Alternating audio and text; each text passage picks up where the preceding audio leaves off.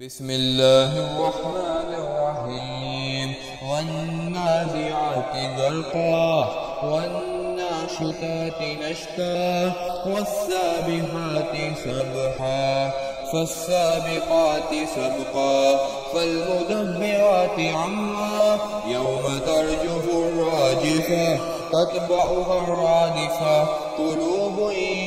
يومئذ واجفة أبصارها خاشعة يقولون أئنا لمردودون في الحافرة أئذا كنا عظاما نخرة قالوا تلك إذا كرة خاسرة فإنما هي زجرة واحدة فإذا هم بالساهرة هل أتاك حديث موسى إذ ناداه ربه بالوادي المقدس طوى اذهب إلى فرعون إنه طغى فقل هل لك إلى أن تزكى وأهديك إلى ربك فتخشى فأراه الآية الكبرى فكذب وعصى ثم أدبر يسعى فحشر فنادى فقال أنا ربكم الأعلى فأخذه الله نكال الآخرة والأولى إن في ذلك لعبرة لمن يخشى أأنتم أشد خلقا أم السماء بناها رفع سمكها فسواها واغطش ليلها وأخرج ضحاها والأرض بعد ذلك دحاها أخرج منها ماءها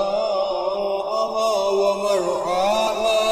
والجبال أرساها متاعا لكم ولأنعامكم فإذا جاءت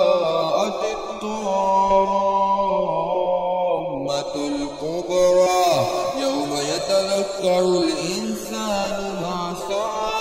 وبرزت الجحيم لمن يرى فأما من طغى وآثر الحياة الدنيا فإن الجحيم هي المأوى وأما من خاف مقام ربه ونهى النفس عن الهوى فإن الجنة هي المأوى يسألونك عن الساعة أيان مرساها فيما أنت من ذكراها إلى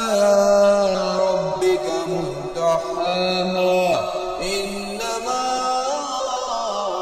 أنت منذر من يخشاها كأنهم يوم يرونها لم يلبثوا إلا عشية